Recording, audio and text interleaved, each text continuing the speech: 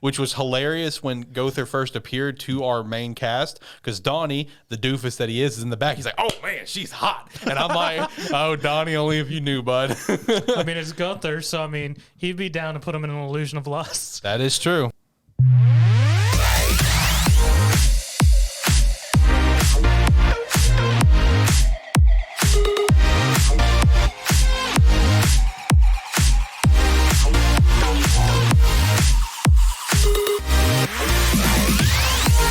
What's up, everyone? Welcome into Animan Plus, episode 58. Nox Light with Sparky 3, back with video on Animan Plus.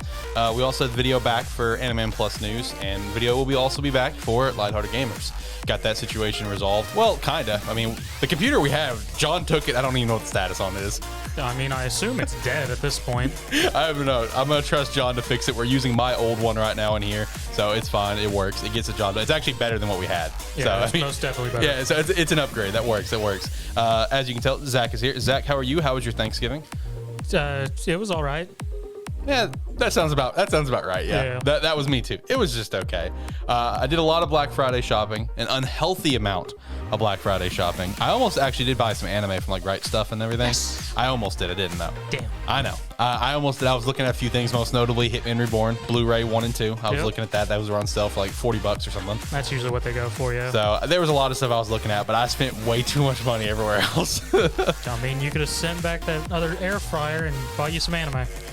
I do like that air fryer I got though, so I'm not gonna consider that a total loss. I do like the air fryer, the extra air fryer that I got. I do really like it.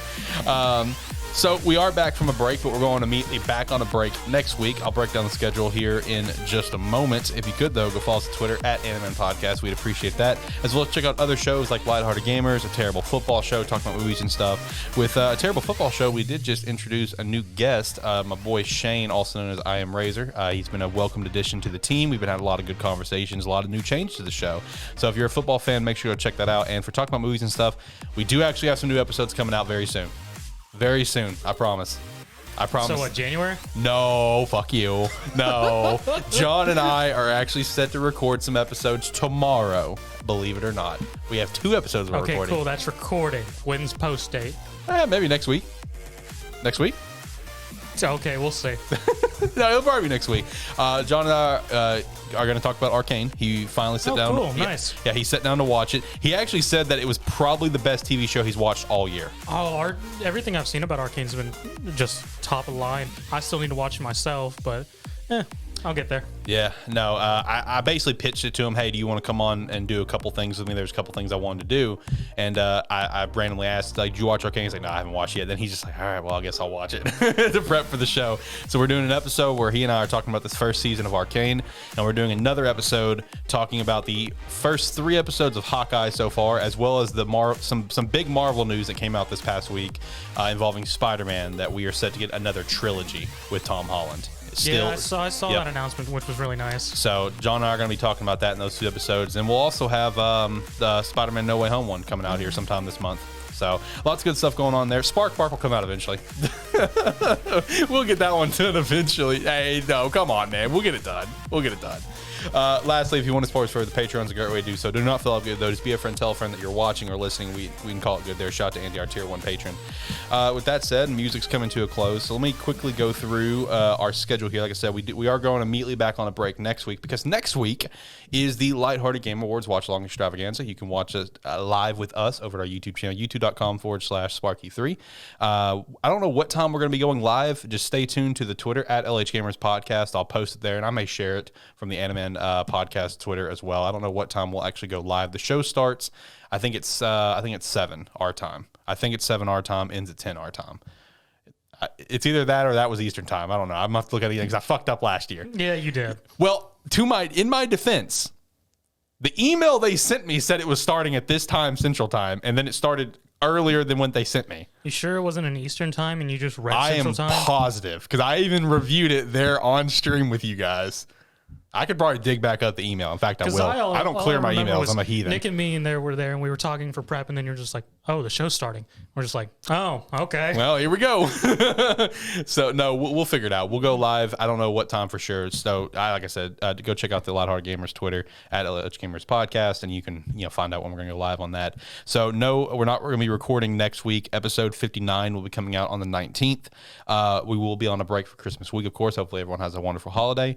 And then episode 60 will be coming out on January 2nd, 2022. Episode 60, Zach and I will be reflecting on all of the series that have come out this year, whether if it's anime, manga, or webtoon that's brand new, or maybe it's something that's not new and it's just new to us. Great example is Tokyo Revengers. Of course, the anime is new to this year, but the series has been going on for a few years now. Zach and I discovered it because of the anime and fell in love with it and read through all the manga. That just being one example. Mission Yozakura Family, I believe I started reading this year, or did I start reading that last year? You remember? I think you started last year.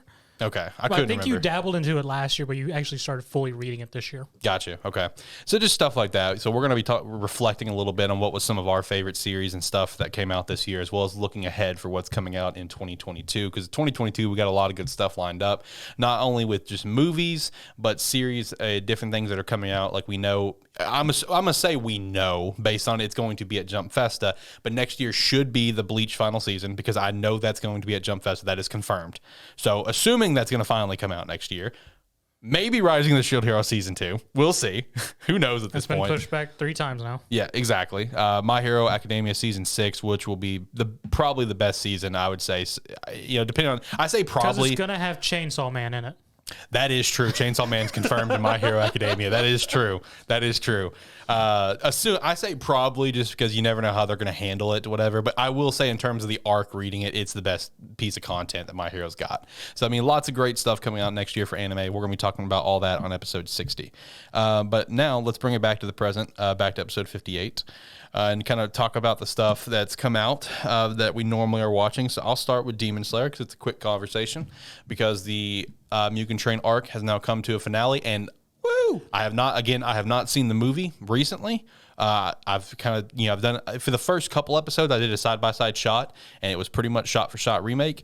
So I cannot confirm if this was, but I'm safely assuming it was, even to the point where they have the same fucking credits from the movie at the end of episode 7. Like exact copy paste, the same fancy art, exact same. So I'm safely assuming that this was literal shot for shot, which kind of disappointing. So you think just overall they literally just did this so people wouldn't get off the Demon Slayer high, but gave their animators more time to animate? I would probably say yeah, because like I said, at the beginning of this, at the end of the day, it's not bad content, it is good content.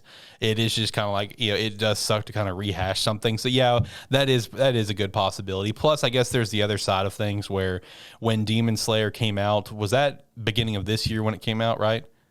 Or is that? Yeah, I believe it. Yeah, it was in like March or May. Okay, so we're still in the pandemic period at that point. Theaters are still kind of slowly kind of coming back out with stuff. Yeah. So I feel like this was also kind of played a factor where they did this to give people a chance to watch the movie who maybe hasn't, because let's be real, the movie itself just dropped online for streaming like when this season started too. Yeah, like a week beforehand. Yeah, exactly. So that's kind of the way I look at it, is that it's giving people a chance to watch the movie if they didn't get a chance to watch it. And you're probably right. Give them a chance to animate more, because they don't skip out on the animation for this series. They really go over the top with it.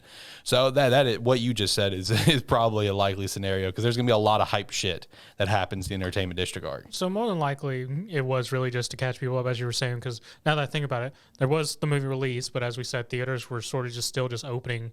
Kinda. And there's very limited seating. And then even the fully movie that's been put online, for most sites that officially have it, it's behind a paywall or premium membership of some sort. So yeah, exactly. And not to mention, like when it came to the movies and limited openings and stuff, some theaters kind of because I think AMC was kind of slow to kind of get back on board with stuff. It's an anime movie. Anime movies are always tough to go see. Like they have limited times. But it beat Mortal Kombat. It did do that. I mean, hell, to give an example, the reason why we have yet to review World Heroes Mission is because every time in our local area did not work out for mine and Zach's schedule because the times were so absolutely all over the place. Where it's just like, there was one day where it's like it worked for me early in the day, but Zach would be working, and then there's a time where it worked for both of us, but it's at like 10:30 at night. Like, come on, guys. Like, so that's just anime films. They're always going to be limited times, no matter what franchise it is. So yeah, I think it is just kind of catching people up. It was still entertaining though, but looking forward to the Entertainment District arc kicking off this weekend. Looking forward to that and talking about it on 59 in a couple weeks. So where do we want to go from here? Do we want to go like Yashahime, Sakugan? Do we want to knock out 86 since that was on another break? Yeah, let's go do 86. Yeah, which is unfortunate because 86 is about to get full-blown hype levels. Full-blown. Oh, it's going very hard into in-game climax for the season. Yes. Because this whole episode was just really anticipation and build-up, and just like this is the finale. Of just everyone sort of going through, talking stuff out, doing prep work, leading up to the actual sending them out onto the mission. Yeah, which was that, this episode came out a couple weeks ago because for the people that follow 86 but don't necessarily follow the news or even Anime Plus News, for example, 86 did go on another break due to production issues, which is unfortunate, and it has me concerned with what's going on. But at least at the end of the day, the content's still great, so there's that going on.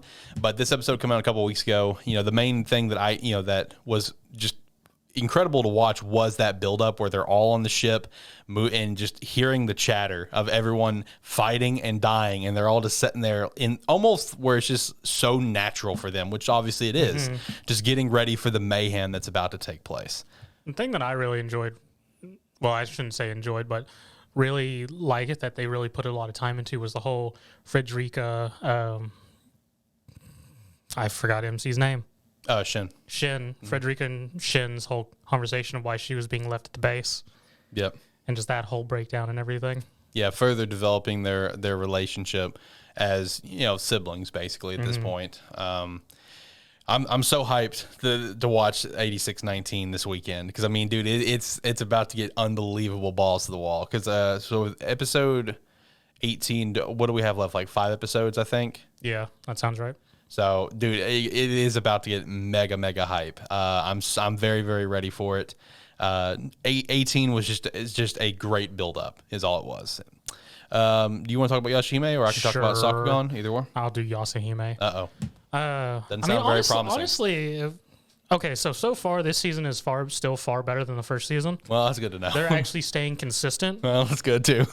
First season was something. Yeah, first season was something, because they actually have a long arcing storyline going this time around versus whatever that mess season 1 was.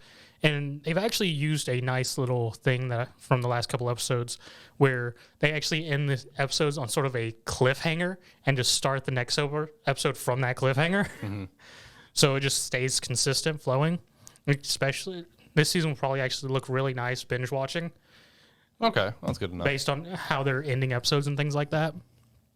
And this episode specifically involved Moroha learning about the past between her parents and the raccoons that she's trying to help Takeichi out with, because apparently they sealed or they scarred the father or the head of the family, which they're going to go into next episode. And then mostly it followed Setsuna and the Demon Slayers dealing with the local deity who was attacking village, which they were hired to come see, and more or less Setsuna being able to learn how to use her Naginata's new power of severing fates was more or less the episode itself. I mean, it was actually very interesting, the whole God, not God guy and everything, and his little storyline with the village, and then Setsuna actually becoming aware of the weird fates realm she sort of since went into. It got really weird with her learning how to cut fates. Cut fates. Yeah, literally, there's just threads of fates she can cut with the Naginata. Oh, okay. It kind of reminds me a little bit of Vanessa, how she's able to control fates from Black Clover. But in this case, she can just flat out cut it. Yeah, where Vanessa is controlling the strings of fate, Setsuna is literally just cutting them. Okay, that's actually kind of interesting. So at least the season's actually being consistent, because that was all of our beef with season 1 that made me and Josh end that up was dropping my it. beef. Y'all two left it. Yeah, we left that shit behind. I think I stopped after like episode 16. My other beef with it was just it's nonsense, which that mostly has disappeared. But then there's still a crab where this. No, it wasn't this episode, but it was the previous episode where Riku and Rion show up randomly to follow Toa, because all the girls are separated right now. And it is sort of weird because it has 3 different plot lines for each of them going. Right. And they show up and just like, let us join you. We want to follow you. Aunt Zero's going to kill you. And Toa acts all shocked. I'm like, Zero's been pissed at you girls for half a season and a half. Why are you surprised she wants to kill you? You dumb platinum-haired girl. Well, I mean, again, at least it's better than season 1, because season 1 was a major letdown from what is a spinoff from a great series. Yes, this season is definitely better than 1 was. Okay. Well, I'll talk about Sakugan. I'm going to talk about episode 8 from last week. Episode 9, of course, comes out on Thursdays when we record. And while I'm enjoying Sakugan, I'm looking forward to it ending. Because, man, I'm telling you, I hate these Thursday shows. I really do. It really do, man. It makes me mad that I can't talk about that. I don't have most of the time, 9 times out of 10, I don't have time to watch the episode during my workday. But episode 8 was actually really good. Like, I really enjoyed this episode. So I'm glad I made the time for it. So remember Gagamba's backstory that was kind of touched on that I mentioned a couple episodes ago? Yeah. So that was followed back up with this episode. This was a very heavy Gagamba focused episode. So, the last episode that I actually talked about was the one where they all got fucking drunk on that weird flower or whatever. So Yuri's like mega sick. So they take him to a local city to, so they can get him to a hospital. So, and with how the episode ended, Gagamba kind of made it seem like he knew what it was, and it kind of ended the episode there, whatever. So you've come to find out in this episode, this area that they're in, this colony, whatever, is actually where he's from. This is his hometown. Okay. Yeah, this is where he was born. You get to see a little bit more flashbacks with the character that you got a very quick flashback on that died, his partner named Rufus. You get a quick little. Why is his name so simple? I know. That's what I said. It's like finally another simple fucking name of Rufus, and you get everyone else have their names. So you get like little touches on that here and there. Gagamba and Mimpa, they're still at odds. They're still fighting over just a dumb argument, whatever. Yuri's still in the hospital. Zaklatu's there with Yuri, and Zaklatu kind of ditches out, leaves Yuri with Gagamba. They get drunk together. Yuri's mind says, "Here, let's get drunk together so you can open up and talk, because you clearly have a lot on your mind." So they're talking and stuff. Yuri just starts yelling, "It's like, you're a terrible father. You need to go apologize to her." And Gamba's like, "Man, piss off, leave me alone." They're in this bar with this old dude who comes over and actually knows Gagamba. Because this old character, which I don't, they said his name, but he's not like a super mega important character. He'll probably not appear back in the show. He apparently ran like a marker organization for that town way back in the day that Gagamba was a part of. So that's how he knew him. And he starts kind of asking Gagamba questions, just like, do you not care about your hometown? You don't even bother to stop by. You just ignore it. You just go on, live another life, another colony. And he's just like, what about Rufus? You haven't even come and apologized to like Rufus' little brother, because you keep getting flashbacks of Rufus' little brother named Zach. I'm gonna come back to this. So named Zach, and I'm looking at this character and I'm like, named Zach. I'm looking at the character and I'm like, this is kind of sus. And I start connecting that. I'm like, is Zaklatu actually Zach? Like, what happened here? I'm very confused, because they're saying it's like this is Rufus' little brother. Is Zaklatu a guy? No. Zaklatu's a trap? No, Zaklatu is just flat out a female. Okay. It's just this character, Zach, just shortened from Zaklatu, was actually a female the whole time and was just kind of like a tomboy, and she never corrected anyone. So, like, you're sitting here, you're getting the backstory of where Rufus is going off with Gagamba on this journey, whatever. Zach gets left behind, and Rufus, and like, almost like an Itachi, like, maybe next time, Sasuke. Rufus is like, maybe next time, Zach, you stay behind, do your thing, whatever. And like, even before it was officially revealed that Zaklatu is Zach, they were really pushing that narrative of like, this is a possibility because Gagamba, in his youth came in and saved Zach from being beat up from a bunch of kids. Zach also a little kid, and after he did that, Gagamba's like, you don't need to be walking in the streets alone. What if you were a girl? Then it would be even worse, whatever. And I'm just like, they're really pushing this narrative right now. They're really pushing that they could be a female. Yes, they're really. So I'm like, I saw the picture of Zach and Rufus. And I saw Zach's eyes. It's the same color as Zoclo too. I'm like, this is fucking sus as shit right now. But also one very important aspect from this entire episode, and it started with that flashback where Gampa saves Zach, is whenever he's like, going to like basically like push all these little kids out of the way. Even the kids are like, man, you're an adult. Why are you beating up kids? It's like, that's breaking the rules. And Gampa's like, adults always break rules. That's what we do.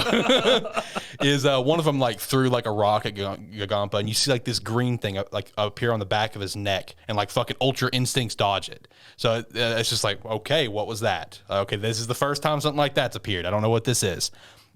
And then he starts making fun of him. He's like, you're not going to be able to mess with Gale Force Gagampa. I'm like, so whatever power he just used is where the Gale Force comes from, I guess. Don't know what it is yet. That's all the flashback brings us back to talking with the old man, whatever, and then it just kind of cuts it off where, you get to see another scene as well where Zoclo 2 is talking to Mimimpa and ends up like fucking drugging her. And kind of takes her away. You get that scene, so something's wrong on that and that regard. Bring it back to Gagampa. He gets a walkie-talkie call from Zoclo 2, and she's kind of just saying something. It's just like, have you talked to Mimimpa yet? And Gagampa's just like, man, you need to stay out of it. That's not your business. And Zoclo 2's just like, you should probably talk to her before she potentially dies, because then you're gonna have a lot of regrets. And he's just like, what the fuck are you saying? She's like, well, you could probably come to M87 and you can probably figure that out. She's like, I know what that means. So this is, I'm assuming, like the site where Rufus and Gampa always work together. And Gampa's like, wait, how the fuck do you know that? And she cuts it off. And then, that shot ends with Yuri picking up the picture of Zach and Rufus. And he's just like, Zach kind of looks like cut. Brings it over here. Mimimpa's like all tied up. Zach Latu's in there. Gagampa comes in. Then there's a huge fight that breaks out between the two of them. Gagampa comes in and puts it together. It's like, you're actually Zach, aren't you? And Zach Latu's like, yeah, it turned out a lot prettier than you thought I would, huh? Since everyone thought I was a guy. They have this entire fight, and it's a very emotional fight. There's a lot of like, while the fight is happening, in this area where like Rufus and Gampa always work together, you're seeing like flashbacks at the exact same time of where it's like the kind of the grayed out sort of imagery. Yeah. So you're seeing the exact flashbacks of when they were all young, doing like in this area. Meanwhile, Gampa's trying to dodge and not get shot and murdered. And it was overall just a very well done kind of fight in that regard. And in this instant, he's trying to basically talk Zach down this whole time. He's not trying to hurt Zach, at this entire time. And in this instant, Mimimpa, she ends up waking up, trying to get them to stop and everything, and her rope that she's being hung up on, she's tied up, ends up getting snapped. And Gagampa's trying to go save her and accidentally activates the Gale Force, which in this whole fight, Zoclo 2 gets him at a gunpoint and starts asking him about the Gale Force, and Gagampa is just like, I have not activated it since that day. Since Rufus died, I have given that up. I have given up going, being a marker, whatever, blah, blah, blah. And then that's when she's getting, Zoclo 2 is getting super pissed. Just like, yeah, you say that, but yet here you are, you're off starting your own family, and my only family's gone. And you're using that family, and they're your new partner, and you're back into, being a marker. What about my brother? That sort of dynamic is what we have going on here for Zoclo 2's beef. So when Gagampa is going to save Mimimpa, the Gale Force activates. So you get a little bit better shot of it, where his eyes get like super bloodshot. And he fucking Ultra Instincts and saves Mimimpa, and then there was like this, the only thing I don't like about this episode is pretty much the whole ending. I don't like the whole ending. Everything else was phenomenal because the ending felt so lackluster to me because it sets it up like in almost like a fairy tale fashion where Gagampa's going to die. And of course he doesn't die. I mean, that's not what we're going to do here. And then, after there's that shot of where it's like Gampa's like he falls unconscious, he's super bloody, blah, blah, blah. Then you get a shot back with that old man and Yuri where the old man's talking to Yuri about what Gale Force is, that it's a chip implant that's illegal that Gagampa has in his neck, which basically enhances all of like the nerves in his body to allow him to be basically super fucking Ultra Instinct quick. And it's highly illegal, and it cannot be removed. Is the kind of how they talked about it. So basically, how Gagampa has never used it since then, all those years ago, is by sheer will and determination of just never letting it activate. And then the big ending that just bothered the shit out of me is that you have like this big emotional moment where it's like Gagampa's dying. Zaklatu's breaking down, crying, just remember everything about her brother and blah, blah, blah. You know, it comes back to that. Zaklatu's standing there. Mamimpa's standing there, comes over to Zaklatu's just like, Mamimpa's just like, you know, I still need to go to that place. I still need to go to that where they're trying to go, whatever. And basically let Zaklatu back into the group immediately. And it just feels so lackluster. Then did Gagampa show up and shout, he's right it's there. Alter Ego. He's right there behind him, bandaged up and everything. And it's just like, just lets the whole thing go. You know what I mean? Like, I feel like the story could have been taken in a so much better direction if, like, in that moment, Zaklatu ditched them and maybe Zaklatu came back in later, sort of thing, you know? But the fact that it was, like, immediately resolved, and from the preview that I saw, it is immediately fucking resolved because the next preview showed them all fucking, like, swimming in a water hole together. Like, it's flat out resolved, and I'm like... She had dual SMGs trying to murder Gagampa. Like, I don't understand. You think in an episode they're just going to be, hey, remember that time when Zaklatu tried to kill us? Ah! Yeah, basically. Basically, dude. Like, that was my only beef with this episode. Everything else was great. I just wish they would have, like, I'm not even thinking, like, don't turn this into, like, a fucking Sasuke situation where he's gone for half the series as an antagonist. Just, like, at least a couple episodes of Zaklatu, like, ditching them because she had this legitimate beef. She had a very legitimate beef for hating Gagampa in this situation. So it's just like, build on that just a little bit, just a smidge. But I mean, it is only 12 episodes for season 1, which I actually just found out. I didn't know that, but it's only got a few episodes left. But overall, good episode besides that ending. That ending really fucking killed me. Oh, that's unfortunate. Let's talk about Takt Op. I didn't get to watch episode 9, so quick thoughts on 8. Fucking awesome. Love it was great. 8 was awesome. Great action. My boy Lenny came back. Loved that. Loved Titan's serious face. That was cool. And obviously the big payoff of them acknowledging Destiny for Destiny. So all that phenomenal. Episode 8 was fucking incredible. It probably would have been my favorite episode of the week last week if we would have recorded. But what about 9? What happened in 9? How do we follow up from all this? So 9, the trio finally makes it to New York. Okay, good. Yeah, they finally make it to New York, meet the rest of Anne's and Cosette's family. The family more or less accepting that Destiny is a Musarch, and they welcome Destiny in with because like the mother hugs Destiny and everything and whatnot. And more or less, this episode is them living the life in New York. They get the tune-up because Anne's older sister, who is apparently handicapped, she's in a wheelchair. Oh. She can't use her legs. Oh. Her name's Lota. She is I don't think they ever gave her a specific title, but she works for the Symphonia as a engineer, pretty much. Okay. Working on the Musarchs and stuff like that, analyzing data on them and things like that. And the Symphonia is a large-ass building. Okay. More or less, it takes up an entire harbor, pretty much. And, of course, their main building looks like an opera house. Nice. And more or less they go there, they do the setup and reveal that Takt and Destiny's bond is more or less a balancing wire. Takt can, as we saw in the previous episode, can fight on the same level as Musarchs. And yeah, we did get that tease. Yeah. And Destiny more or less wouldn't become Destiny without absorbing Takt's life force when the bond was formed. So pretty much it's a balancing act. Destiny is absorbing his life force, but he's also absorbing energy from Destiny, which allows his body to move and act in the same way Musarchs can. And more or less what this is corroding his body, and he is going to die the longer he fights. And more or less Lotus tells him, just stop fighting. Live the life you want to, and you can get so many more years. If you continue to fight, you're not going to live long. Doesn't give a specific number, just states that he will not live very long. And more or less after that, that's the sort of first half of the episode. Then it goes through and more or less Takt and Destiny enjoying life and whatnot and everything. We do get another moment from Heaven, which is the head conductor's Musarch, who we got to see in the previous episode. She shows up during everything towards the end where after they're doing their whole regular life stuff where Lota's back at the Symphonia looking over data for the tuning with Destiny, and Heaven just sort of like, so you finished analyzing that, finished up with the tune-up? And Lota's saying, no, I'm still going over stuff. And then it turns back to Heaven, and her eyes just look crazed. And I'm just like, oh no, something bad's gonna happen. And then it goes back to Takt and Destiny finishing up their day. It's sort of like mid-evening, and Destiny just stops as they're coming out of a subway tunnel going, I hear the sound. The tuning fork, I can hear it underground.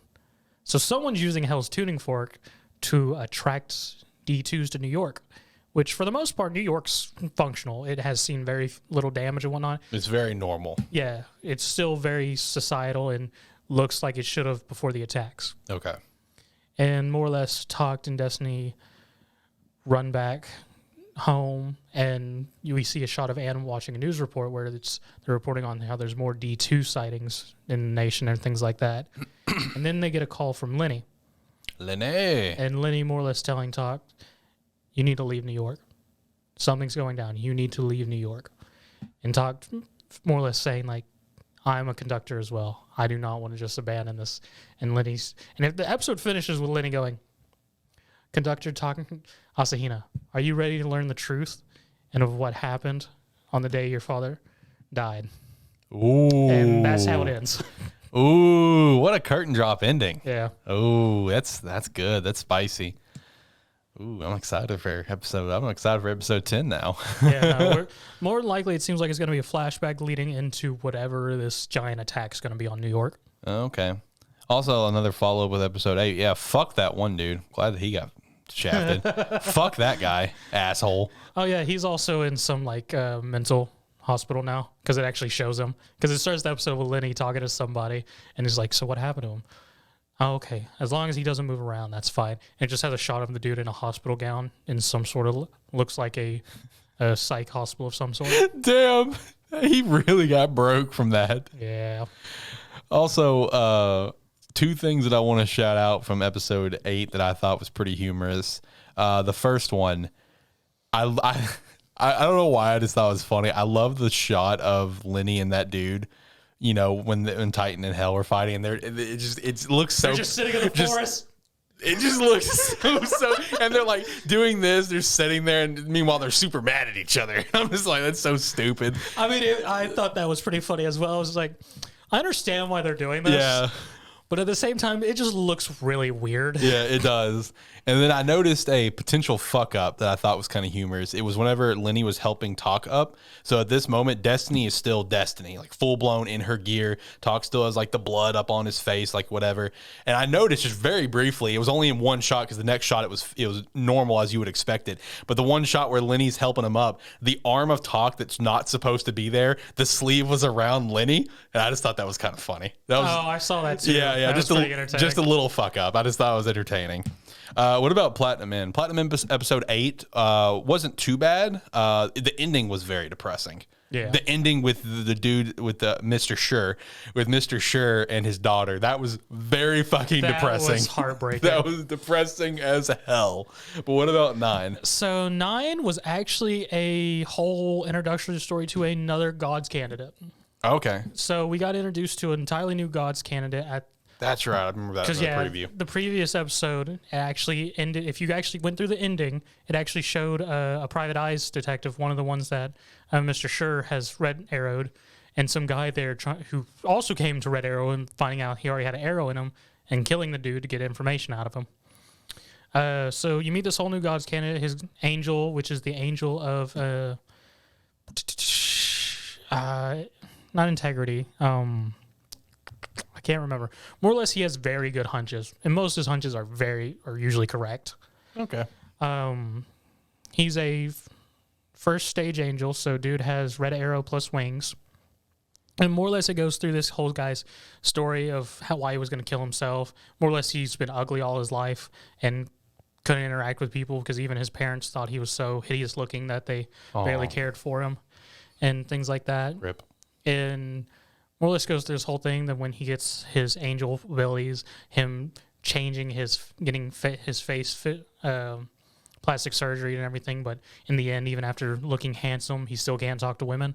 So he got even more depressed. And this whole time seeing Metropolitan coming around, Metropolitan doing all his stuff, and this guy just becoming a fan of Metropolitan, even seeing all this stuff that he's doing, just constantly more or less becoming a giant fanboy and willing to do anything for Metropolitan. Just a massive fanboy. Yeah, pretty much. To the point where he actually finds out who Metropolitan is. Oh, shit. That is a fanboy status right there, boys. Like, with the help of That's a red flag. With the help of his angel, he actually gets a hold of police records that had DNA from that Mr. Schur had ran to try and get a... after the whole Battle of the Tower, the blood's from the glass from the mask. He got it and got a blood sample, blood DNA test done. And dude got that information from the PI he killed and actually uses it to be able to discover who Metropolitan actually is and make a deal with Metropolitan that he wants to become his servant. And Metropolitan more or less tells him, well, if you really want to become my servant, I'm going to set up a box and you need to bring the other god candidates there. And I may consider making you my servant. Because the dude goes through a whole thing of he discovers who he is, even Red Arrow's a random schoolgirl to take Metropolitan's hair and run that as DNA to be sure of it. Right. And then he has the messenger give him a message and tell him to be somewhere. And dude straight up murders the girl after she walks out the door. Oh, fuck. Metropolitan's just like, he shoots a red arrow and it gets reflected in his eye. It's like, oh, it's true. Then he white arrows her. So much for that minimal accidents, right? Right. And the best part about this is, which it was introduced at the end of the previous episode, was his friend has come to realize that he's a Metropolitan and just straight up watched him murder a chick, and he's aware of it because as Metropolitan walks out to the room to go to this room the guy wants to go to, his friend's got wide eyes freaking out. Like fangirl freaking out. No, like he's scared out of his shit. Okay. Because he connected all the dots to the previous episode and was like, do I say something? We're not really that friends. I'm sort of just a hanger on. I'll just pretend like nothing's changed. But he's slowly seeing this guy he's considered his friend do all this shit in real time. So that guy's probably going to do something at some point. And this is the god candidate, right? No, this is his Metropolitan's actual friend at the school. Okay, because that was in episode 8 as well. Yes. Okay, because when you started saying that, it just clicked. That's what I'm referencing. Sorry. Okay. I wasn't very specific. Okay, that just clicked in my head because that was I think at the beginning of episode 8 around there. Okay, yeah, gotcha. Where his friend's school actually realizes who he is. Gotcha. Okay. And things like that. Then they have this whole conversation of Metropolitan and the guy, and then this whole thing, and it ends with Metropolitan. Actually, it ends with the group with their new church they've bought as their new base of operations. We have a moment where Saki tries out her own outfit and everything. She's all chipper after her whole thing and whatnot. Revel's trying to become a first grade angel. Yep. And while they're at the church and everything, Mr. Schur, whose name is Murasaki, his red arrow comes back. And he's just like, if this is here, it means someone's discovered my PI. He thinks it's Metropolitan. He's like, may have, and just yells at Mirai. It's like, come with me now. And runs to his house. Oh, no. And the new god candidate's just chilling out front. Oh, no. Murasaki crashes in the window of his house. Mirai goes and faces the new god candidate. And Murasaki runs to his house, and his wife and daughter are gone. No. And that nice wedding dress and recital dress are cut to shreds. No. How could you do that to Mr. Schur? He was such a good guy.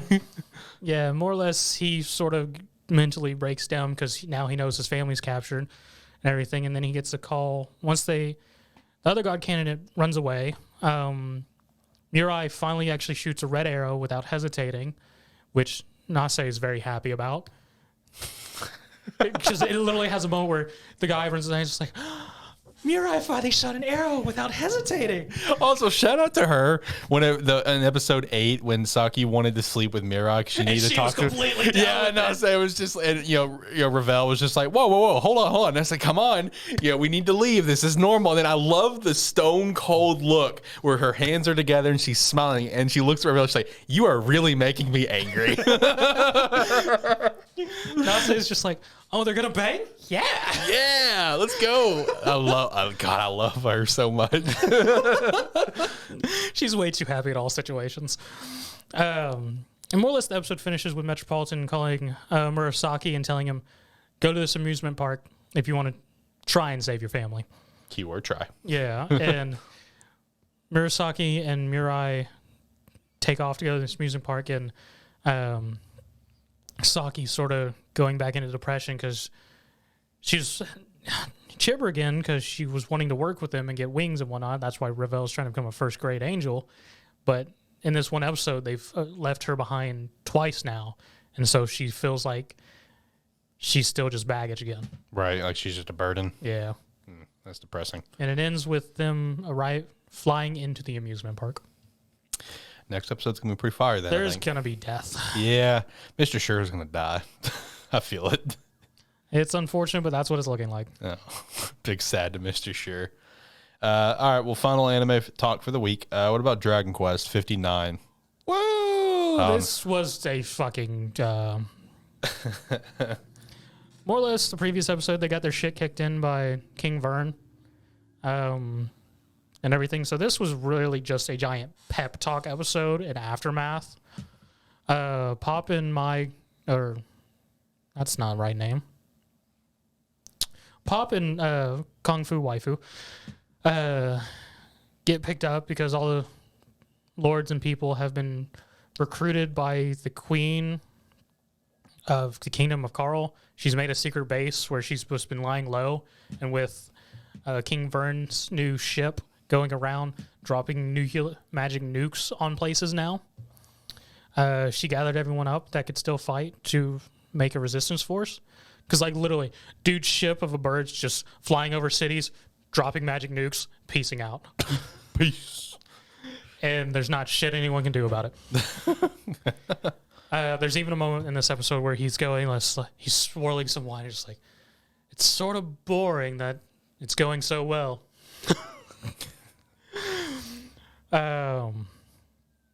Yes, that is happening. Just want to make sure I was hearing that right. Okay. Make sure I was just wanting to hear sirens in case the mics don't pick it up. I was just making sure I wasn't crazy. Yeah, no, they're definitely picking it up. Okay.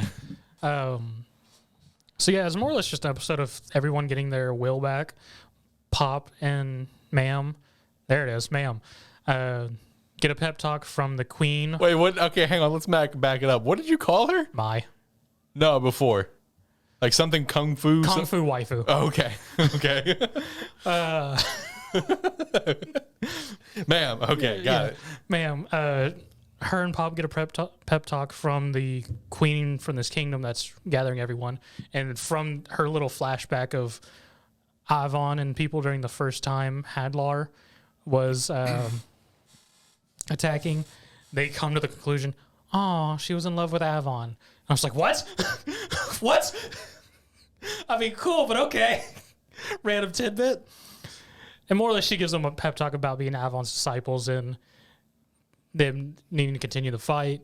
Dai gets whisked away by the mother of all dragon knights, who shows up like a Valkyrie to send them off to the next life with her, and has the whole revelation of a psych world of, you have two souls in it. Father Barrow makes one last appearance to tell. So Father Barrow, he shows up and he's just like, mother of all dragons, Dai's not dead.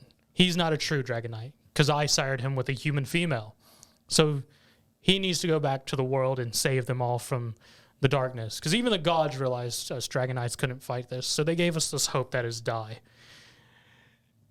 And Mother Dragon going, okay, I'll use the last of my powers to revive him and send him back to that nightmare hell that he's going to have to suffer. I more or less going, I'm not strong enough, Father. I'm not as strong as you. And Bob's just like, you are strong, boy.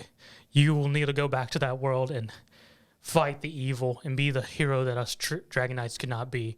And then to find a woman and have your own family.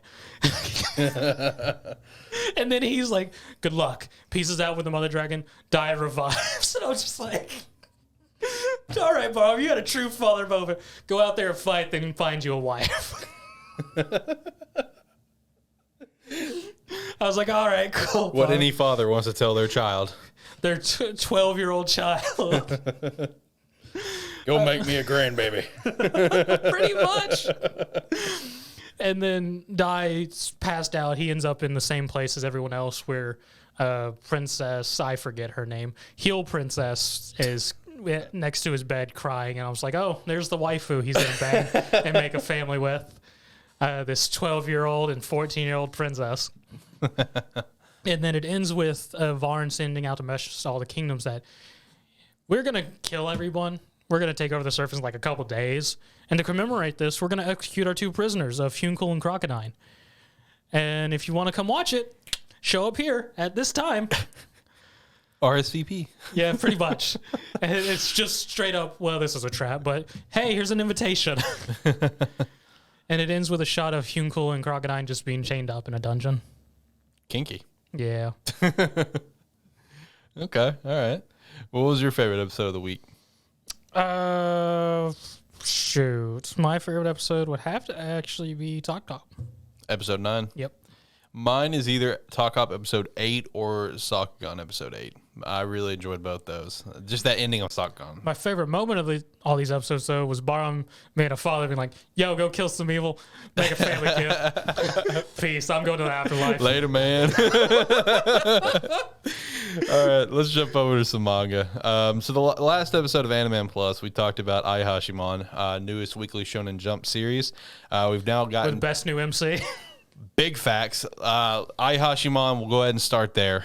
Still fantastic. We're now 3 chapters in. All 3 are at least a 9, in my opinion. They're all very enjoyable. Unbelievable series so far. I said before the series was kind of kicking off that I felt like this series was getting to a point already where it's going to be like almost too big to fail. Yeah, it really is. Because of the amount Jump's pushing it, the amount of like Fujimoto, who, this is, of course, it was one of his former assistants. He's already doing fan art of some of the characters before chapter 1. The Twitter was already reached 2K before chapter 1. Like, it was almost to a point where it was going to be too big to fail. In fact, I'm going to go ahead and throw out a prediction right now on episode 58. Come like chapter 12 or 13, it'll get a cover. It's going to get the same treatment as Blue Box and Elusive Samurai. It'll get a cover by chapter 12. I'm going to go ahead and call it right now. Out of all the newest ones, this has probably got the strongest feel, I feel like. Because, even Elusive Samurai, that got really strong. A lot of people weren't initially feeling it just because of its building its setting. Yep. Which is funny because Jump was very aware of that because of how long they held off Volume 1. Yeah. They held off Volume 1 until they had enough chapters for Volume 2, so those got released back-to-back months. Which was a very smart move by Jump. And then we have Ayashimon, which it's just hitting cylinders. Yeah, it is. It's just stupid. It's just stupid. It's funny. It's got enjoyable. Great art. The art looks fantastic. It's comedic as hell, man. The character, our main character, Maru, is that his name? Maru. Man, he's a dimwit. He's a complete doofus. He is dumb as a rock. And it is amazing. I love the shot of where he's holding the door. He's like, hot, hot, hot, hot. He's oh yeah, flame breath. Yeah. Did he just rip a door off? And then she's just like, the sprinkler. He's like, oh, that's a good idea. And instead of like throwing the door up, he jumps up and hits it. And she's like, that's not what I had in mind, but that works. Overall, the series is stupid, man. It's got a little bit of obviously like a One Punch feel or a Mashle feel where Mashle's like unbeatable basically and just beats everyone up. It's got those sort of feels. And then it has like all the different yokais and, basically the creatures. And then it also has like a mafia feel to it. Yes. It has so many different concepts all being mashed into one. And it's just hilarious. And it's amazing. There's just final thing because it's still at the early stages, so it's still having the moment where all these yokais like, human can't hurt me. And the guy's in the middle of the thing of that and his body just disappears in his head, the end shot of his head just wide-eyed on that register. Yeah, exactly. Exactly.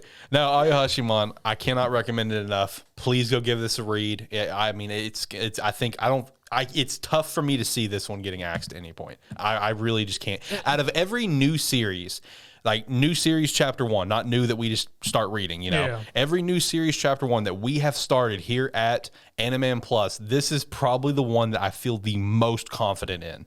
The only other one would probably be Kaiju number 8. Everything else, it's just we've said that it's going to be really good. We really enjoyed it for one reason. Like Red Hood had a phenomenal chapter 1, etc. This one though, this one's at the top. This is all right, this is it. This is the series, at least in my opinion. Yeah.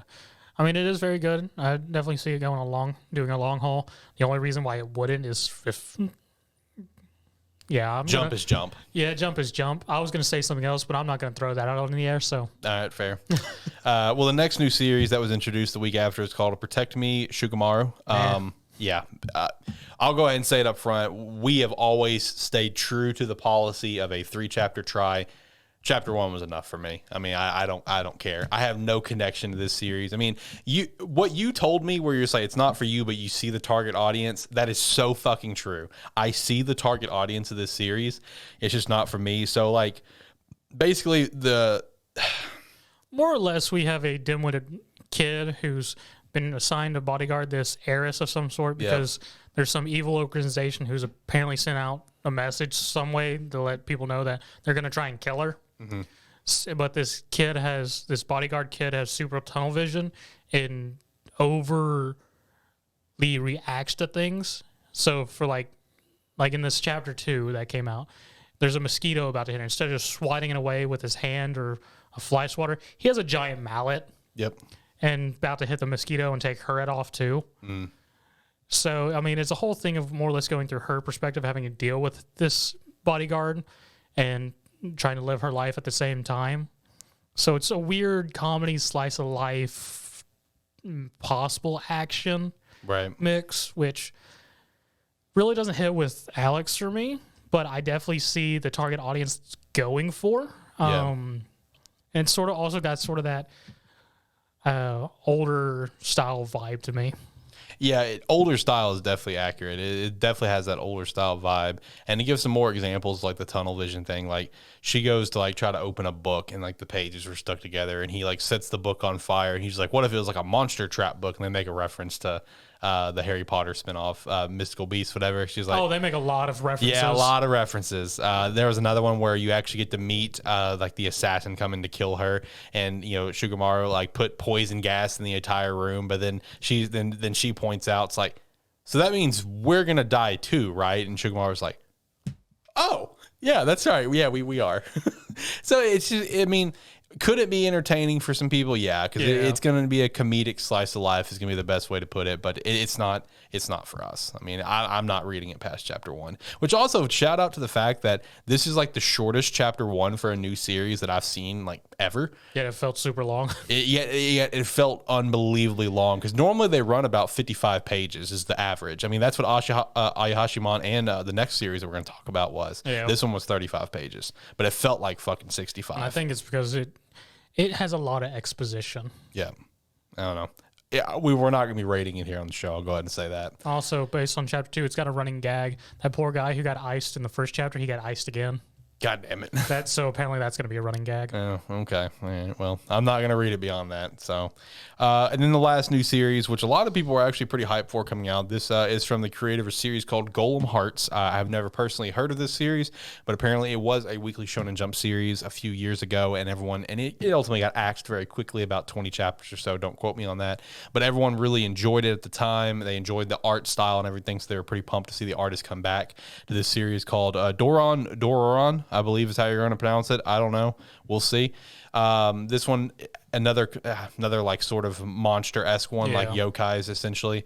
And I mean, to me, it's immediately average in my opinion. I'm seeing people rave about it. I don't see, I mean, I see the appeal in the terms of this is a trademark Shonen Jump series because you have your main character that's like another Naruto, Deku, or Asta who can't do what everyone else can because he has no spiritual energy to become a samurai like he wants to do. He wants to become a samurai and slay these monsters and make the world safe and happy for everyone, but he cannot become a samurai because he has no spiritual energy at all. AK Asta or AK Midoriya. I mean, you tag that in with some action, with some monsters, and you have a trademark Shonen Jump series that a lot of people are probably going to jump on board with. I mean, you say a lot of people raving about it. I actually saw a lot more people calling it generic and stuff. That's what I would think. But no, I actually saw some, when I say a lot of people raving about it, it's more so a lot of like, I guess, more popular opinions. Gotcha. Were saying it's super good, for example. And I'm just like, I don't see this. I mean, it's the second best out of these three new ones, but it's not, it doesn't even hold a fucking candle to Ayashimon. I mean, this series, I'll be very curious to see where the story progresses because based off this first chapter, it is very Shonen Jump generic. Yeah. I mean, as you said, we have our MC who has a disadvantage compared to the rest of the world. Even towards his main goal, he naturally finds a companion who can help him that. Yep. There's monsters that are evil who need to be fought and things like that. We even have our stronger, I assume, other human partner, maybe teacher, mentor, something or another. I mean, it was an okay read. Was I overly hyped for it? No. Did I dislike it? No. It was alright. Yeah, it was I mean, it's one that I'll at least read every week. It'll get added to the lineup, unlike Protect Me. Protect Me is just already shafted in my mind. I don't care to read it. So at least I care to read this one, but I don't know. I mean, I thought it was okay. I don't think it's deserving of any sort of hype that it's getting, at least in our opinion. I don't think it is. I mean, it's very, like you said, the way you said it is the best way to put it. It's a very generic trademark Shonen Jump series. But the problem is, even though it has like all these trademark things that you get out of a Shonen Jump series, it's not near as good, at least as of a chapter 1. Obviously, it has plenty of time to develop. Yes. But it's not near as good as what like a My Hero chapter 1 was, or a Black Clover chapter 1, you know, which are also in a way generic Shonen Jump series. Yeah. But those are great. Or, you know, Black Clover's case, it was great at that time. We have our beefs about where Black Clover is now, but that's a different topic for a different day. I mean, this one, I mean, it's okay. I mean, like, I'll go ahead and say my rating for chapter 1. I give it a 7. I mean, it is average. I didn't hate it. I didn't love it. It was, I'll give it a 6. I mean, that's about where I'm going to put it. Speaking of ratings, let's go ahead and jump into the ratings now, since we ran through our 3 new series. One Piece, 1032. I'd actually give this one a 9. Good Zoro chapter. Lots of good stuff happening right now with Zoro in this one. My Hero Academia, 335. I'll give it an 8. I give it an 8. And man, next chapter, the spoilers, bro. Woo! Lots of stuff coming. Excited for that. Black Clover, 315. Eh? It's like Mighty Morphin Power Rangers up in this bitch. Yeah, it went weird. Like, it's cool to see. The end shot was dope. The end shot was too. I mean, it's cool to see the Black Bulls just going straight up Megazord, but I'm just like, eh. I give it a 6. I give it a 5. Dr. Stone, 220. Fuck this. As soon as I saw the end page, I'm just like, you gotta be fucking kidding me. I don't even know this character, but at the same time, actually, I say fuck this, but this was a more enjoyable chapter than any chapter I've read in months from Dr. Stone. You do know this character. No, I don't. Yeah, you do. Do I? Yeah. Who? That's Stanley. Who? From all the hype shit that we just got out of. The one that was like hunting them. Oh. The one that was like in charge hunting them. Oh. That's who that is. Oh. Yeah. I didn't remember that. Yeah, that's who that is. Oh. All right. Yeah. Still, okay. I mean, it was probably the most Dr. Stone chapter I've enjoyed within the past couple months. That's fucking true. Because it focused on characters rather than the BS time skips. Yeah, BS time skips and build 6,000 things in one chapter. Yeah. Fucking stupid. I give this one probably a 7. I'll give it a 7. JJK, 167. Friggin'. I'll give it an 8. I give it 8 as well. Mission Yozakura Family, 108. I give this one a 9, honestly. Mitsumi she's so fucking precious. So like they're doing a clean out right now of like the basement, whatever. Okay. Getting rid of a bunch of stuff. You know, like for one thing, for example, is Koichiro, the oldest brother, who's obsessed with Mitsumi. They're getting rid of him? No, like he has a body pillow of Mitsumi, and she's just like, throw that shit away. That's fucking weird. So, you know, body pillow of his own sister? Yeah. Well, he's obsessed with his sister. He just wants to protect her at all costs. Oh, God dang it. So, you know, she's going through telling everyone to throw this away, throw this away. That, you know, she comes to, you know, like Shinzo, for example, she's like, why do you have a nuke? And he's just like, I thought it was cool. And just going through everyone and just telling them, clean this up, clean that up. And then they find a little hand fan, and it's got Toya on it. It's just like, oh, look at that. Where'd that come from? It's like this box that's labeled Mitsumi, and they open up. It's just a bunch of Toya merch. There's a bunch of shit with his face all over it. And it's just like, she has this stone cold, like the art for it is just like all white and just like a pale look. And it was just hilarious. This is a great chapter. I give it a 9. Unluck, chapter 89. I would give this one probably just a 7, personally. What about Mashle, 87? I mean, Suicide Bomber? See, was that a bummer? I'll give it an 8. It was a very enjoyable chapter. Dot got his moment. Dot did finally get a moment. Yeah, that was actually super dope. That was super cool. I just loved it because he still has this whole plan going, and every time he's just like, "All right, he did his job. I can do mine. If it's just one of them, why is there 2 of them?" Yeah. Yeah, there's those quick shots of he's like, oh, I might be fucked. What did you give it? I gave it an 8. I'm going to give it 8 as well. And it was enjoyable of just Smash walking through the endless. Dot and them are probably doing what they need to do. Sakamoto Days 49. I mean, I thought it was super dope. I give it a 9. I give it an 8. I don't remember who the old man is, but he had a dope moment. What about Elusive Samurai 41? I'll give it a 7. 7 as well. Blue Box Chapter 31. It's rough, man. Bro, that ending was so depressing. Oh, man. That was the depressing ass ending. I felt that. Yeah. I felt that. It sucks to be the second love interest. I'd give it a 9. I'll give it a 9. Ayashimon Chapter 3, 9. Easy. 9. Doron, as I already said, I'll give it a 7. You gave it a 6. My Hero Vigilantes 114. I'd give this one a 7. Kaiju number 8, Chapter 51. I did not get a chance to read. What would you give it? I would give it an 8. Okay. Dandadan 34. Just realized I did not read Dandadan. That's my fault. Fire Force 293. Damn, bro. Oh, man. Lots of shit's happening over in Fire Force right now. So is Fire Force in its final arc? Oh, yeah. 100, Okay. 100%.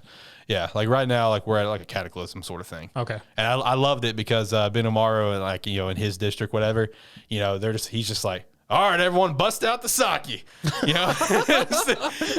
he basically just throws them sake. He's like, I can't save you guys from this one. We're all going to die. So let's just drink and have a good time as we make our way out of here. I give it 293 and 9. Tokyo Revengers 233. Man, Mikey's. Whew.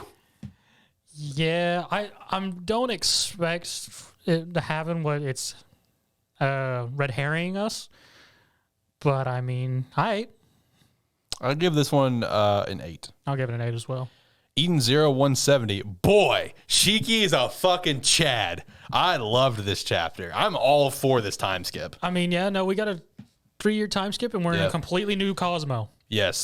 Yes, and dude, and I love this time skip because I started really racking my brain, and I was trying to think of examples. I can't remember the last time recently that we've had a time skip like this in a series that had this much of a drastic change to our main character. Yeah, it's been a little bit, but I mean, it was done very well. This chapter, our first chapter after the time skip, was really nice. I'll give it an 8. I love that end shot too. That end page was awesome. I'd actually give this one a 9 personally. 2-year eternity 152.5. God, I hate these points. I fucking hate these points with this series so much. I mean, I'll give it a 6. I'm not really sure what 2-year eternity is going at the moment. Okay, yeah, I was gonna actually ask you that. Like, do you have any interest in this series at the moment? Because I feel like recently I have not, because I don't know where the fuck we're going with the story. I mean, I've sort of lost a little interest into it, but I mean, I feel like this is just how this series ends, because when you go back and look through the arcs, you have no idea where it's actually going. Fair. Until it's over. Yeah. Like during the whole big Noker fight, I didn't expect it to go where it went. Right. Fair enough. I don't know. I just feel like over the past 30 chapters or so, I feel like we've had no actual direction. Yeah. We've had a little, but in terms of the grand scheme of the story and the Nokers and the Knockers, it's mostly been characters, and just adapting to the current time. And I mean, I give it a 6. Yeah. 7 Daily Sins, Fortnite's the Apocalypse, Chapter 42. I'd give this one an 8. And also, shout out to a couple chapters ago, Gother was reintroduced to the series. So first shot was it useful? Gother was useful, yes, and they're more further pushing like this like femboy-esque design that Gother has always carried, which was hilarious when Gother first appeared to our main cast, because Donnie, the doofus that he is in the back. He's like, "Oh man, she's hot," and I'm like, "Oh, Donnie, only if you knew, bud." I mean, it's Gother, so I mean, he'd be down to put him in an illusion of lust. That is true. That is true. But yeah, Gother was actually very, very useful. So seeing Gother's current kind of abilities gets me very hyped to see where everyone else is in the capacity as well. But yeah, I'd give this one an 8. Ranger Reject 32. I'd give this one an 8 too. Soul Leveling 175. I'll give it an 8. 8. Weak Hero 166. Friggin' Donald Knoll lock it up just like a boss. Right. I give it an 8. I'll give it an 8 as well. Eleceed 145. I'll give it an 8. Favorite chapter of the week? Ayashimon. Yeah, you know, I'll probably give it to Ayashimon as well. I really enjoyed that read, and I enjoy this series, man. It's really good. All right, well, that does it for the show, at least. So, like I said earlier, we will be on a break next week. Make sure to check out the Lighthearted Game Awards watch-along extravaganza over at youtube.com/SparkE3. Again, I don't know what time we're going to go live. I'll post it on Twitter at LHAmers Podcast. And then episode 59 will come out on the 19th, and episode 60 will come out on the 2nd, since we'll be on a break for Christmas week. Zach, any last thoughts before we get out of here? All I'd like to say is like, comment, subscribe, rate, whatever your platform allows. If you like what's going on and you're watching this on YouTube, you can hit that subscribe button to help us out. And if you actually want to be notified whenever we post anything, you can hit the bell, and it'll let you know anytime any one of our videos, whether it be Animan, Lighthearted, Terrible Football Show, it all helps. And you can do that at youtube.com/SparkE3. I should also add that Animan Plus news will still continue as is every single week, so you don't have to worry about that one. Unless something pops up. That's happened a couple times, obviously. But as of now, it will still be going every single week, while this show will just be going on these couple breaks. But once we come into the new year, it'll probably be a little bit before we go on another break. So, I mean, no worries there. It's just holiday season. We got other shit going on with the Game Awards. We have Spider-Man here in a couple weeks. It's all that sort of stuff. It is what it is. But make sure to go check out all the other shows, do everything Zach said and more. And we will see you on the 19th for episode 59. Looking forward to 86 this weekend. It's going to be super hype. Looking forward to Takt Op. That also something that's going to be hype. So yeah, until next time, guys, have a good one. See you. Bye.